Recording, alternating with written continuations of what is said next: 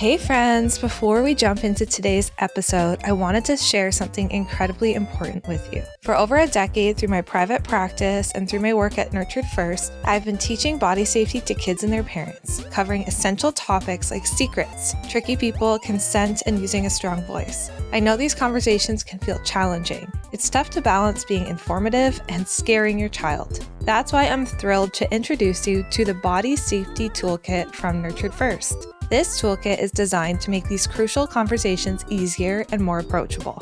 With engaging coloring sheets, activities, games, and helpful scripts, it's all crafted to teach your child about body safety in a way that feels safe and empowering. Through this Body Safety Toolkit, it's a printable toolkit. Your child will learn the difference between secrets and surprises, how to identify unsafe behavior, how to use a strong voice and stand up for themselves, the difference between private and public body parts, what consent really is, and so much more. You can get your own printable copy of the Body Safety Toolkit today by heading to the link in the show notes. Also, we made a special code just for podcast listeners. Use the code ROBOTUNICORN to save 10%. Again, go to the link in the show notes and grab the Body Safety Toolkit at a special discount only for podcast listeners. Use the code ROBOTUNICORN, all one word, to get 10% off. Take this small step towards making a big difference and keeping your children safe and informed. All right, now let's get into the show.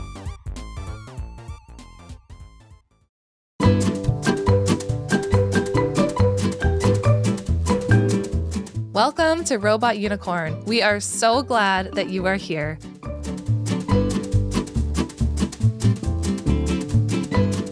Are you ready to use your kind words with me this afternoon? I was a little grumpy with Scott this morning. You don't say. You want to talk about it? No, it's okay. I woke up in a bad mood this morning. And I think we've mentioned to you that we're moving. And I just woke up and I was looking around the house and just everything was everywhere. The boxes were all over the place. And for some reason, it just filled me with a rage that could only come out at my husband. And it filled you with a rage that needed to be expressed. It's funny because that's not how you described it to me before. But annoyance. I thought you said it was a moment of panic. Well, yeah. Okay. But that panic came out as rage. The panic turned into rage. Oh, I see. Yes. Okay. Right. I was panicking because we had stuff everywhere, and then it turned into anger towards Scott, which he did handle with grace. And then I realized later that it was just misdirected, maybe anxiety around moving. And then I apologized to Scott and said, I'm sorry for being a grump towards you this morning. And he forgave me in full. Actually, he hasn't said that. Yeah, I'm manifesting that.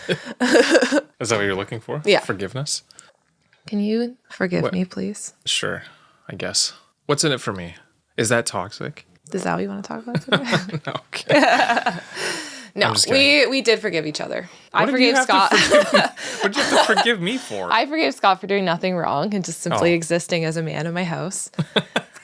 And you forgave me for being really rude to you for I did. No reason. And that's sometimes marriage. And now we're recording a podcast together. Yep. Hopefully you can be kinder to me when you're speaking with me. And I just want to say, like, what I mean to you, it's not even that I was that mean. It's just that I had a certain attitude towards everything that was happening in the house. It's not like I said anything like specifically rude to you. No, just the overall treated me with rudeness. Yeah, yeah. So you didn't say anything rude. Just the overall demeanor was giving rude. Yes. Was giving rude. Yeah, exactly. Anyway, clearly we've surpassed it.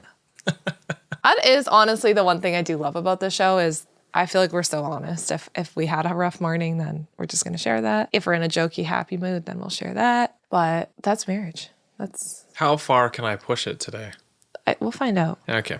We wanted to talk about a post today. It's a post that I wrote last weekend and is really hitting home with a lot of people in different ways. And I felt very passionate about the message in the post. And I read it to Scott and he had said he had some thoughts. Did you read it to me? Yeah, I read it to you when we were talking about what podcast we wanted to talk about today. I think you only read the comments. I don't know that you read the actual okay. post. So maybe I didn't read the full post. So I was kind of hoping that you could just read the post to me without too much prefacing. And then I could say what I think you meant to say and also possible ways people interpreted it. Okay. I'm really excited. Imagine being 7 Your clothes feel a bit tight. You tell your mom they don't fit. She tells you it's because you've been eating too many treats. Mom tells you that when you eat too many treats, you start getting fat. She noticed that your belly is getting bigger. She tells you to eat less sugar and that she'll make you eggs instead of cereal. For the first time in your life, you notice your body. Growing out of your clothes is no longer a sign of getting older, it's a sign of getting fat. At the young age of 7, you listen to your mom. Only you love sugary treats, so now you only eat them when you know she isn't looking. Now you're 14. You're at a sleepover looking through a magazine with your friend. You notice how a girl in the magazine doesn't have what mom calls chub on her body. You want to look like her. For the next 20 years, you focus on staying thin. You try to remind yourself that sugar is bad. And when you mess up and eat it, you feel so angry at yourself. You spend hours staring at your body. You want to make sure that it's perfect. And it never is. Now you're 34. You've spent your whole life at war with your body. You have a daughter now. She's 7. She looks in the mirror. She tells you her clothes don't fit. What do you say? It's in these moments where we have a choice. We can choose to break the cycle, to say something different, and to save ourselves from years of hurt. Or we can repeat the same patterns that were given to us. What do you choose? You decide to look at your daughter and say, your clothes don't fit, let's get you some new ones. You don't comment on her body. You start to heal your own relationship with food. And as you do, you realize that food wasn't the issue after all. Your issues with food were about your own deep need to feel seen, loved, accepted, and worthy from your parents and society. It wasn't about the food. Your daughter won't have to go through the same pain because the cycle stops here. She is worthy as she is, just like you were at age 7, and you still are today. Can I say it? Profound. Profound. There it is. I feel like you can hear the passion in my voice. I loved that post. It hit close to home. It wasn't my story. Oh, okay. It's not my story. I just want to clarify that. It actually was inspired because I was doing weekend polls on Nurtured First. And one of the polls was about, did you grow up being told you were fat? And so I had a whole bunch of women in my DMs just kind of talking about that. And of course, some of these pieces are my experience, like, being 14, looking at magazines, that type of thing. But it was kind of based on the collective experience of women in the 80s and 90s growing up, being told that having any kind of anything on your body is not good. Mm-hmm. And you need to be as skinny as possible. So I think a lot of us have unhealthy relationships with food and that we don't want to pass that on to our kids. And that was really the inspiration. But tell me what you think people took away from that post. Well, I feel like I know what you were trying to get at. So I can understand that you're trying to help people through their own issues with body image and food and whatever. So I get that part of it. I understand that. To be honest, the way you read it, it's a little bit more challenging for me to see how people took that the wrong way. That's why I wanted to read it in my voice. Yeah, but people are not reading it in your voice necessarily, or rarely, if ever. Mm-hmm.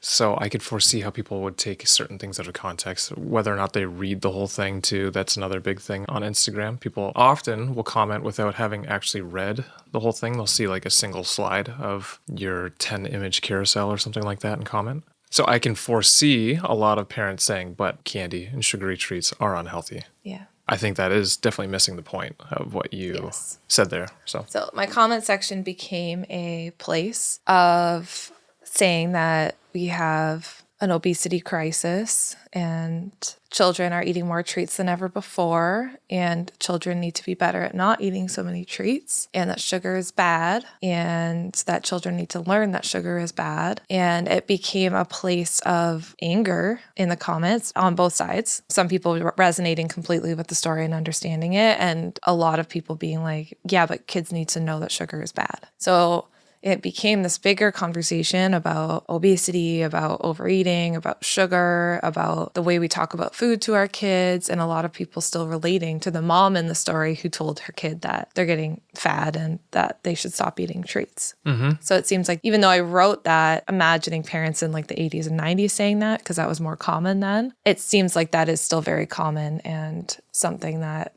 a lot of parents are still telling their kids. And that was concerning to me, and that's kind of why I wanted to talk about it today. Yeah, I mean, this is how we always talk about things, but there's a lot of area in between saying you can have whatever you want to eat and actually what you're eating is completely terrible for you and you're getting fat and you need to stop. There's a lot in between, or maybe not even in between. Maybe it's completely different. But the way I've talked about it with our oldest 2 daughters is, yeah, sugar is not the best for you. And I explained that a lot of our favorite foods and the things that we like the most, especially because they're my kids, are incredibly sugary. Scott loves treats. I do love treats. It's a problem. We should have had some Halloween candy out today. I know we should. We have so much at home right now. But what I've explained to them is food acts like a fuel source for your body. So I didn't use necessarily those terms, but the way I explain it to them is food is fuel for your body and for your brain. And while you're at school, let's say, or at home doing things, eating healthier foods like fruits and vegetables and meats and like the basic food will help you learn better at school. It'll help you be more energetic on the playground and be able to run around more. And it'll be able to do all these things. And let's say the candies and treats, they might have similar properties to some of those foods. Like they'll give you that energy boost, but the way the energy is metabolized in your body causes you to crash quickly and want more of that so that you can keep up that energy. So I tried to explain it in very simple terms to them that there's certain foods that help fuel your body and keep you energetic throughout the whole day, help you sleep better at night, like overall are just better for you as a human growing up than some of these treats. But it doesn't mean you can't have any treats. I don't know. A lot of people that I know have been told that sugar, candy, whatever is so terrible for you, and then they hate themselves after they eat it. Yeah. Which, is that really the point? Because the thing is, our brains, our bodies have developed or evolved or whatever into wanting as many calories as possible so that we can survive. So it makes sense that we're just going to want to have those things that are quote unquote unhealthy. Yeah. So then to me, it's more logical to have that healthier relationship with those unhealthy foods. I agree with you completely. I think we've really been mindful of the way that we approach the food conversations with our kids, just based on our own different experiences as children with food. Me as like a woman who I'm sure so many people resonate with my experiences, right? Like just growing up in a society that, especially in the 80s and 90s, like anyone you saw that was like on a magazine cover was completely skin and bones. And like that. Do you think it's that different now? I mean, maybe a little bit. No. It's progressing potentially in the right, I don't know. There might be a progression in the right direction, but we still have a long ways to go. I kind of wanted to read because I want to get your thoughts on this. So I wrote that post, right? And then I told you that a lot of people were mad because sugar's bad and this mom's just doing the best she can. Like the kids should have an egg instead of cereal. Cereal is not good. It became a whole debate on cereal, which, I mean, we feed our kids cereal every day. So I was... Oh, really? Now you're going to get us... Don't cancel us, please. Kids love some Honey Nut Cheerios in the morning. A sugary cereal, really, Jess?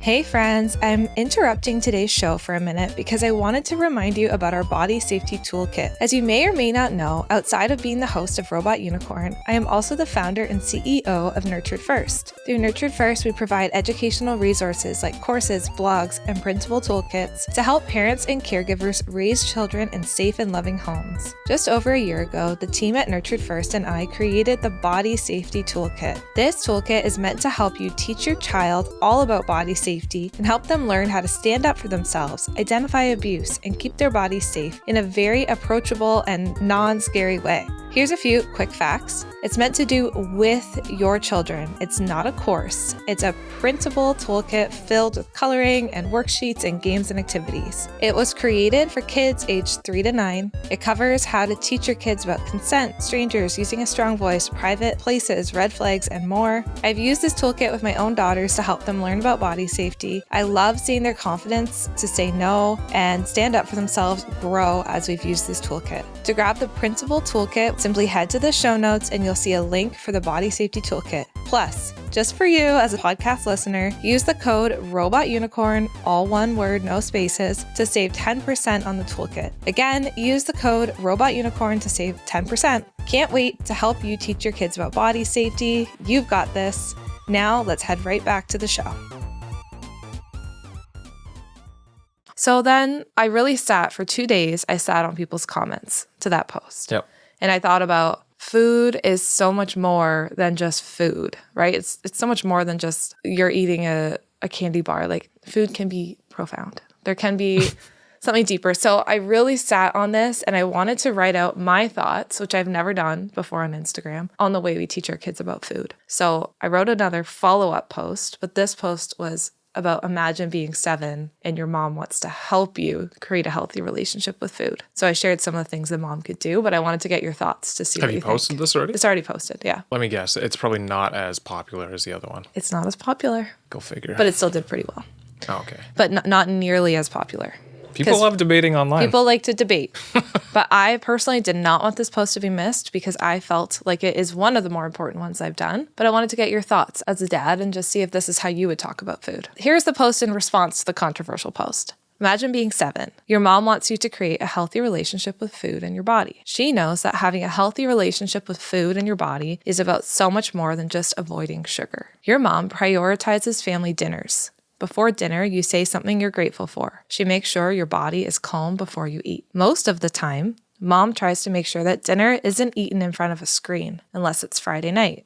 This is movie night, a ritual your entire family looks forward to. Mom takes the lead on what is served for dinner. She always makes sure there's something you like on your plate, but she also offers you other options. She chooses the menu, you choose what you eat. Mom models her own healthy eating habits. She talks about food with respect and care. She talks to you about her favorite meals, and you make them together. Every Saturday morning, you walk with mom, in our case this is actually with Scott, to the bakery down the road and get donuts. The smell of the cinnamon spice will remind you of your childhood for years to come. Donuts will remind you of your walk to the bakery and the time spent with your family. You sometimes see mom look at her body in the mirror and smile. When she's feeling fancy, she'll wear lipstick and perfume. You love the smell and how fancy she looks with lipstick on. Mom tells you the story of the food that you're eating. For example, when you eat apple pie at grandma's, she tells you how she loves her mom's recipe. She tells you how she looks forward to the taste and the smell. Eating apple pie is more than just eating food. It's eating a memory and a piece of who mom is. What your mom knows is that creating a healthy relationship with food and body has everything to do with the relationship she has with you. Food issues are often not about sugar, carbs, or picky eating. They're about closeness, belonging, and being seen. As you grow up, you still love grandma's apple pie, movie and pizza nights on Friday, and donuts on Saturday. You also know your body feels good when you feed it veggies, fruit, and protein. You see your food as a gift. It's an honor to consume it. There's wisdom in slowing down to eat it and saying something you are grateful for first. Food is a blessing, not a curse, and there's room for all of it. Cute. That was my follow-up post. Yeah, that's nice. Were people still pissed about it? No, they loved it. And I think a lot of people who read that post were like, I've never seen food that way before. And I feel like we're making the problem, this is where my rant comes in, about sugar and kids eating too much. And like, that's not the problem. The problem is, so many food issues are rooted in relationship issues. And I said in my caption to that post, like, I'm not a dietitian, so I can't speak to like X amount of protein and X amount of this, right? But there's so many dietitians who comment like, Jess, you don't need to be a dietitian. What you said is exactly what we would say. You know, it's not about the sugar being the problem. It's about maybe there's a lack of ritual or routine or conversation around why we're eating a treat, right? Maybe it's not the food, but it's like a lack of routine and like family dinner time and prioritizing like stillness before you eat, right? We're so rushed and we're hurrying all the time, and food has become something that we're just like, even you and I are bad at this. Like we're just racing to do and we're eating without thinking about it. I feel like we've been pretty good recently. We're really good at family dinner time. Yeah. That's one thing that we're really good at. The other meals, like breakfast The other meals and we're lunch. bad at. Yeah. Often I miss both and I'm only eating dinner when I'm busy. And even like we can, in general, not just you and I, be bad at like stopping to pause before eating. You know, we're rushing. So we're not like, our bodies are not prepared to like consume the food. Or even, I mean, I think I've referenced this book, but Braiding Sweetgrass, which is like my new ultimate favorite book of all time. It's like, we're not seeing a food as a gift. We're not wondering where it came from. Like it just appears and we just eat it. 100%. And I know this might throw some people off when I say this, but it's something that I've said to our oldest daughter, that I think when she's older, she has to understand and potentially, like, I'll get my hunting, like my gun license, or when we go hunting or something, but she has to actually see where meat comes from. Because right now it's just like meat just comes from the store. Yeah. But the reality is it's a living animal that has to die in order for you to eat it. And I just don't think it's fair. I feel like not even that long ago, it was still common to have animals on your property, and then you would butcher them and eat them yourself. So you would understand where that came from. But I feel like it's definitely lost for us and our kids. Like I grew up on a farm. Yeah. So then I would see that. But did you ever see that? Maybe partly. Like, I don't know. I spent a lot of time around farms, but it makes you rethink how much meat then you eat too, because you realize, hey, this is a living thing. You can't just constantly eat it necessarily. And you could, but you have to actually know where it comes from. Yeah, we've lost this like respect, I think, for the food that's in front of us. And food is just like a thing. And it should be so much more than that. And if you look in history, like it has been, like we've been a lot more hands-on in the creation and like the getting ready of food, where it comes from. And now it's just like we can buy it prepackaged. And that's fine. I'm not saying like we get takeout. Scott and I enjoy takeout quite a bit. Yeah. So it's not a judgment, but there's been this real calling inside of myself lately to like slow down around meals and be like, hey, if I want my children to develop a healthy relationship with food, it's actually not on them. And that was an issue I had with a lot of the comments. It's like, well, kids shouldn't eat sugar. Kids should know better. And kids are making themselves obese. It's like, actually, that's my role as their parent to decide 100%. What kind of food is in the house. It's not on the children. It's not on the children. We shouldn't be telling children you're going to get fat if you eat this. We should be mindful of what we're presenting and the opportunities and how they learn about food through their relationship with us. Right. Maybe you don't want to go here, but how do you think the way you were raised around food has impacted the way that you want to talk about it with our kids? Well, I mean, it's obviously had a significant impact, and you know that. Because there were in my family some very addictive behaviors with food and obesity and all that. Like it was a mental health issue level. And I probably dealt with a bit of that in like high school. Yeah. But I think since then, I feel like I've developed a pretty good relationship with food. And I think we've talked about this in another podcast episode, right? Yeah, we can one of our earliest podcast episodes, we talked about Scott's history with food. Yeah, my relationship specifically with food. And I think, like I said, I feel like it's pretty healthy for the most part, except for the fact that, let's say, when I'm getting the kids ready for school and I'm busy at work, it'll be sometimes 3 p.m. and I'll realize, hey, I haven't had anything to eat. And I've only had like 3 or 4 cups of coffee and some bottles of water, and like that's pretty much it. Yeah. And I realize that I should probably have something to eat now. Yeah. But that's more just, I don't know, I'm in such a flow of things that it's hard to get out of that sometimes. But I don't know, I feel like when we're eating, I'll often sit there and try and actually eat and like understand what's inside. I don't know, there's a bit of pride that I have in my ability to pick out different spices and textures and tastes in foods. So maybe I just spend more time trying to do that too, being mindful of all those different things. I was reflecting on our relationship, and one of the first things, so Scott and I started dating, we were pretty young, and so I was still living at my parents' house at the time. And something I have come to be so grateful for about my childhood, now that I'm older, is the fact that we had family dinner every night. Yeah, like right. Without question, family dinner happened every night. It was always a similar routine, right? Like my mom would cook. We'd watch TV while my mom cooked. It was our 1 hour of screen time a day. My dad would get home. We'd all sit down together at the table and eat. And I think I just took that for granted as a child, that was such a routine and rhythm of our day, until I started dating you. And I remember that you would often bring that up. Like, oh, I love how your family has meals together. And in hindsight, I'm like, dinner time was about so much more than we're just sitting here and eating meat and potatoes together, right? I would have that at my grandparents. Like we would sit together and have meal together, but not necessarily at home often. Right. But when dinner time's like a ritual, and it's like every night we do this, every night we check in with each other, it becomes so much more about whatever food it is that you're consuming. And it becomes about pausing to take that time to nourish your body and to have conversation. And now, so the wisdom in the family dinner that I grew up with, now we're trying to recreate that. Maybe it looks a little different with our kids, but I feel like maybe 6-7 months ago, we both felt really called to like, okay, let's prioritize family dinner, because it was a bit crazy in our house for a time. Yeah. Just with like having baby and stuff like that, it was hard to like all sit together, but we've been trying to do that. And it's been incredible, I think, to build that. It's been getting easier now that they're a little bit older to actually accomplish that too. It's really hard when you have like a baby and a tiny toddler. But it's been cool because every night at dinner, we're eating. So we eat a meal together, but we're also checking in. Yep. And it's become more than just the food. Like our 4-year-old likes to dictate the check-in. And it's always like, what's your bestest part of the day? What was your worst part of the day? Or baddest, as she'll say. Yeah, she'll go around almost like playing a game of Duck, Duck, Goose and like tap you on the head if it's your turn. Like, Daddy, what's your baddest part of the day? And we're eating together, but we're also creating this association that like food is a positive thing. Yeah. And like when you, Scott, or his dad will go and get donuts with the kids every single Saturday morning. And I never worry about like the sugar in the donuts. Like there's this routine around getting the donuts. You go, you come back, we make coffee, we eat the donuts together. Yeah, we actually sit around the table too. So we've had breakfast already. Yeah.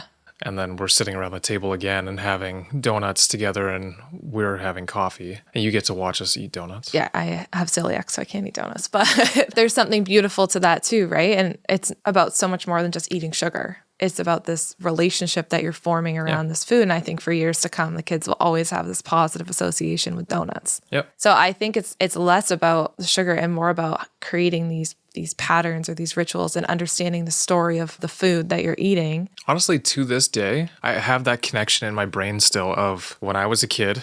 Like anytime I smell butter in a frying pan, I can visualize the kitchen at my grandparents' farmhouse and like being there and having breakfast in the morning and potentially coming in from the barn after having milked the cows and whatever, helping out with that. And it's still to this day, that smell brings me back to that. What were you going to eat with the butter? Often it was eggs. My grandma would make like fry eggs for us in the morning. And it's just, I don't know, it's the weirdest thing. Yeah. There are a few different smells that I have where as soon as I smell it, it brings me to a certain place. Like my uncle and I, when I was a kid, he would bring me to a place like 45 minutes away to get Caribbean roti or wraps with curry. And I still, now smelling it, have to watch like Harry Potter. Or what other movie? He had like a certain Lord of the Rings or something. Certain movies that we would watch together, and we would go bring it back home with us, and then we'd like watch a movie together on a Saturday afternoon. Yeah. And still to this day,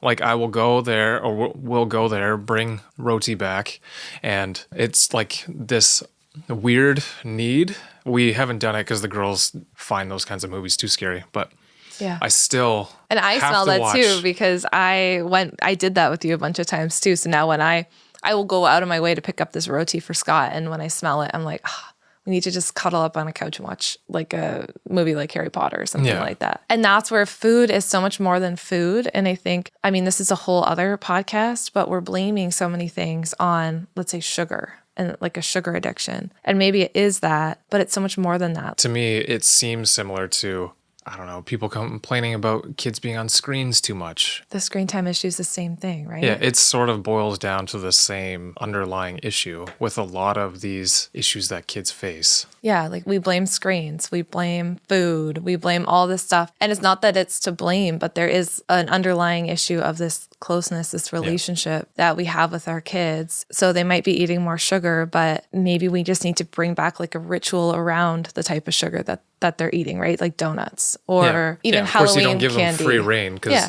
they're children. They're going to do what their brains are telling them to do, which is get as many calories as you possibly can because that's how you survive in the wild. Yeah, exactly. Right? Like that's just what our brains are designed to do. And that's not our children's fault. No. So we take the lead on that. I kind of think, because I'm also thinking about how there's like, what is it? The child mental health, what are they calling it? Epidemic or whatever they're calling it. Yeah. Screen time, like kids are on screens too much. They're using social media too much. Like all these different things. Yeah. I think they all boil down to the same underlying issue, but it definitely seems like there's more complexity for parents to face now than ever before, right? Because you have any food you could ever want. You could consume any type of content you could ever want. There's an unlimited number of apps and ways to connect with random people all over the world now. There's a lot of shit going on. There's a lot of competition for parents, for the parent-child relationship. Yeah, and like a lot of the big companies, like the social media companies, the whole goal is to get you to see their ads and to collect data. And like, that's the whole point of them. So yeah, they don't want you to have an unhealthy relationship with their product, but also in the same sense, I don't think they're going to put all the measures in place necessarily that should be in place so that realistically, maybe kids shouldn't even be on social media at all, right? Like you maybe need to have a developed adult brain. I'd say all the leading experts in child mental health are saying that right now. Prolong the amount of time. It's kind of like alcohol. Yeah. Like your kids can't control their impulses around it. Right. So we're going to put protections in place. I think the problem is as parents, like we also now often have to both work. Like both parents are working. There's a lot of stress on parents. So what happens, I think, with the screen issue, not that this is the topic, but it kind of is they put their kids on a screen on the iPad because it's easy. It keeps kids entertained. And I totally understand that. Yeah. But then what happens is now kids are forming these patterns in their brain. The iPad is kind of taking over everything that they want to do because their brains are too immature to know how to set that limit for themselves. Well, and then if you think about that with respect to food, we're busy. Yeah. So then we're going to choose the most convenient food to eat for the family, which may not be the healthiest for them either. Yeah. Which in turn, maybe does not help with the, and again, quote unquote, obesity epidemic. Like, I don't know. I don't actually know if that's a thing or not, but that's what some people were, I guess, saying in the comments. That's what people were saying to me, yeah. So yes, we have to slow down, but how realistic is that also? And then how do you... I don't know. It's so tricky because there's all these different things competing for our time and attention. We want our kids to do the best in life that they possibly can. So let's put them in 5 days a week of different extracurriculars, activities. And as parents, and I was already saying this, but I'll reiterate my point. Like there's so many things competing for the parent-child relationship right now. Right? So screens, maybe extracurriculars, maybe our own work. It's just easy to throw on a movie and we just eat dinner in front of the TV instead of prioritizing like sitting down at the table and eating food. And all of these things compete and take time away from the relationship that they have with us. And I think if you really pare back all of these different issues, yes, screens are an issue, but is that the greater issue? Yes, sugar can be an issue, but is that the greater issue? I think we have more of like a crisis of things competing for the parent-child relationship and the parents taking the lead of that relationship. And we're focusing on the wrong things being the problem. Mm-hmm. And if we take it back and we focus on how can we nurture that parent-child relationship so that, sure, there's still sugar in the home, like I don't care if it's like a Pop-Tart or, cereal. Like I said, we feed our kids cereal every morning. Yeah, but they also... Well, not every morning. Well, not every morning. I mean, sometimes they have pancakes. No, I'm just kidding. So much better. Well, that is true. They also have pancakes. But there's a ritual around it, right? Yeah. We're sitting down, even like on a busy school morning. The girls sit and they eat breakfast at the same time while they get their lunch ready. I actually eat breakfast and Scott with them this morning too. Scott will try and eat breakfast with them too. Yep. I get their lunch ready. There's a routine around it. There's a rhythm around it. It's not like there's like as much access as they want to the sugar, right? And I think if we can simplify it down a little bit and bring back some of those rhythms and routines and even like stillness, like calming their bodies before they're eating. Our daughter's in an extracurricular of karate, and sometimes those nights can be really rushed, right? And we're like, hey, let's get out the door. We got to go to karate, quick, eat something. But like we're trying to prioritize, let's maybe start dinner earlier on those nights so that we still have time to pause and we still sit have together and eat. Yep. And that's where like all the issues are connected. And if you're eating in front of a screen, you're also being not as mindful.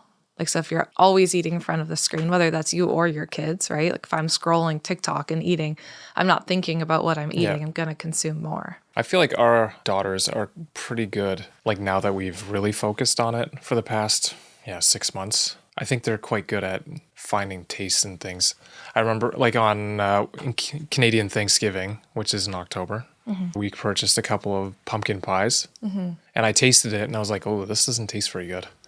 Because whatever, they use too much of a certain seasoning in it. And immediately, both of our oldest two daughters named the exact same thing. It wasn't terrible, but they just named, this certain thing, it's a little bit too bitter and it tastes like this. Yeah. And both in that moment, I was proud and realizing what kind of monsters I've created, being able to pick that out already. But I feel like they can be quite mindful of what they eat already. It's just like an inherent capability that they have if you help them unlock that capability.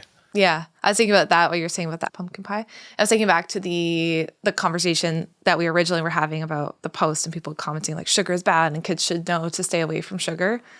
And I was thinking about how one of my favorite memories of all time is being a kid. And every single Sunday we'd go to my grandma's house. And every single Sunday she'd make the same cake.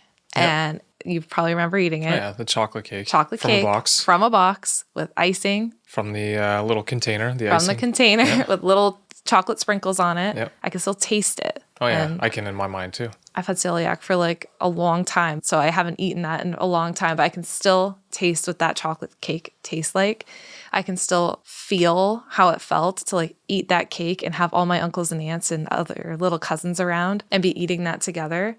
And that is such a positive memory for me and such a positive association. And when I think about saying sugar is bad and wrong and kids shouldn't have it, like I can't agree with that, because I think if you create these rhythms and these routines around things like chocolate cake, that cake, if I looked at it today, I'd probably just cry, because it represented so much more. So I just want to give parents that encouragement too. It's not like an all or nothing thing when it comes to teaching your kids how to eat healthy. Like I think I learned how to eat healthy in terms of like these rhythms around having family dinner together, talking about the food that you're eating, having cake every Sunday.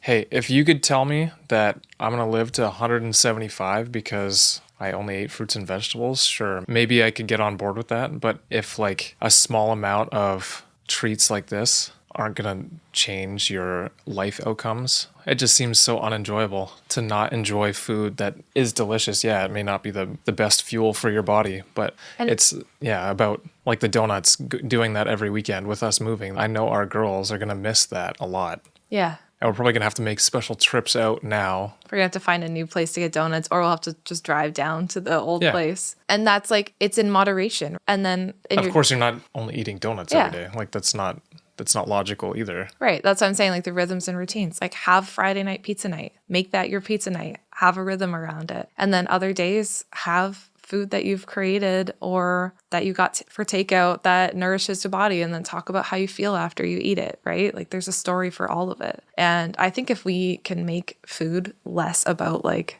oh, I need this many carbs and this much sugar and this much protein, like we can really help our kids develop a beautiful relationship where they respect the food that they're eating. And they will inevitably enjoy the foods that are best for them, because they'll notice that they're feeling the best when they have those. Yeah, we'll start to help them notice that in their bodies. Yeah. And in doing that, in taking the lead on those things, you're forming the relationship with your child too. And I talked about in the post, like a lot of people turn to sugar for like a sense of maybe the dopamine hit or the... Is that what it does? Oh, Scott's going to look it up now. Yeah, I'm going to look it up while you keep talking. Yeah, but people turn to sugar or unhealthy foods as a way to cope and feel comfort. And a lot of unhealthy eating patterns are around control and are around seeking comfort through food. And so we want to show our children different ways that they can receive comfort and control. You've been fact-checked. And? You're correct. Eating sugar releases opioids and dopamine in our bodies.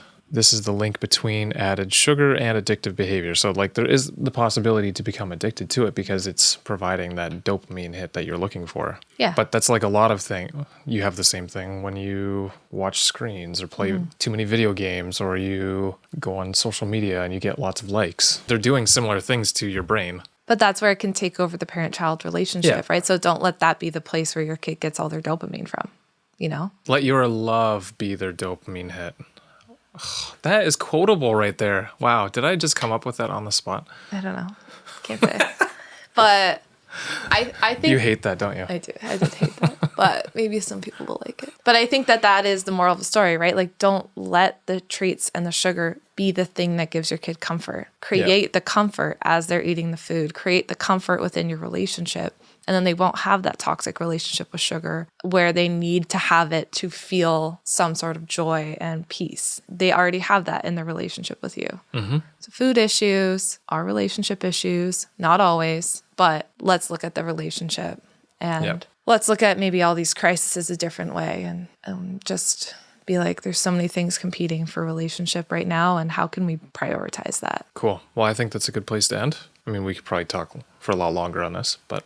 We could talk for like longer. Most things. But I think this is incredibly important and just some food for thought, if you will. Okay. That is worse than my quote. That was way I was waiting worse to drop that. I knew I was going to drop it at the end. And yeah. Okay, I don't know what else to say. I think that was a good episode. We had a good conversation, and hopefully it's helpful to know that sometimes food issues are actually relationship issues. Hope you have a good rest of your day, and we'll talk to you again next week. Talk to you soon. Hey friends, thank you so much for listening to today's episode. We are glad that you are here. If you enjoyed today's episode and found it interesting, we'd really appreciate it if you'd leave a rating and a review. Scott and I actually sit down together and read them all. A 5-star rating helps us share our podcast and get these important messages out there. Thank you so much for listening, and we can't wait to talk to you again next time.